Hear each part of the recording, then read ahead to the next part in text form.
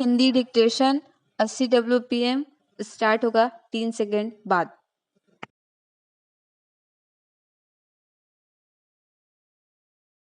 अध्यक्ष महोदय, अभी अभी जो प्रस्ताव हम लोगों के सामने इस सदन में रखा गया वह सचमुच में एक विचारणीय विषय है।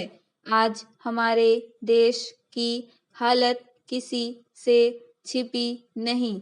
हर आदमी जानता है कि देश के कई भागों में वर्षा नहीं हुई।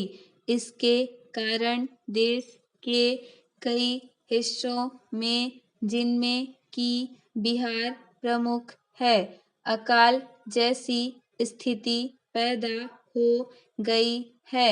चाहे हम इस बात से कितना भी इनकार क्यों न करें कि अभी तक भूख से किसी आदमी की मृत्यु नहीं हुई है, लेकिन यह बिल्कुल ठीक है कि अब ऐसी स्थिति होने में कोई कसर नहीं रह गई है। आप यह समझ लीजिए कि किसी दिन भी आपको ऐसा अवसर मिल सकता है। पैरा, मैंने स्वयं इन इलाकों का दौरा किया है। करीब करीब हर गांव और कस्बे को देखा है। मैं जहां भी गया हूं, वहीं एक जैसी दुख भरी कहानी सुनने को मिली। हर ग्रामवासी के मुंह पर एक ही शिकायत है कि इस साल हमारा क्या होगा।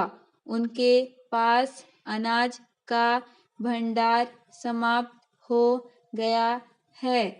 पशुओं के चारे की व्यवस्था नहीं है और सरकार द्वारा कोई उचित प्रबंध अभी तक नहीं हुआ।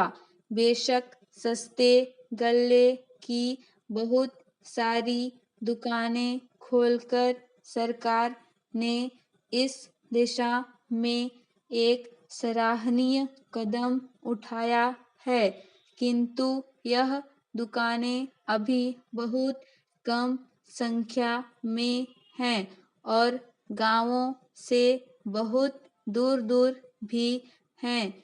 इन दुकानों की दूरी और भी इसलिए अखरती है क्योंकि आजकल पानी न होने से ग्रामवासी किसी और मेहनत मजदूरी की तलाश में लगे रहते हैं।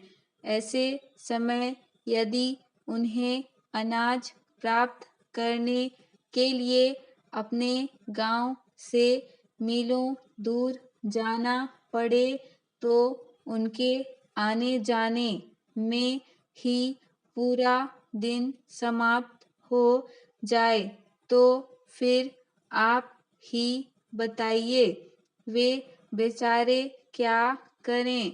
इसलिए जहां हम एक और यह ध्यान दे रहे हैं कि सस्ते अनाज की दुकानें खोली जावें, वहां दूसरी ओर यह भी आवश्यक है कि इन दुकानों की दूरी 1-2 मील से अधिक न हो।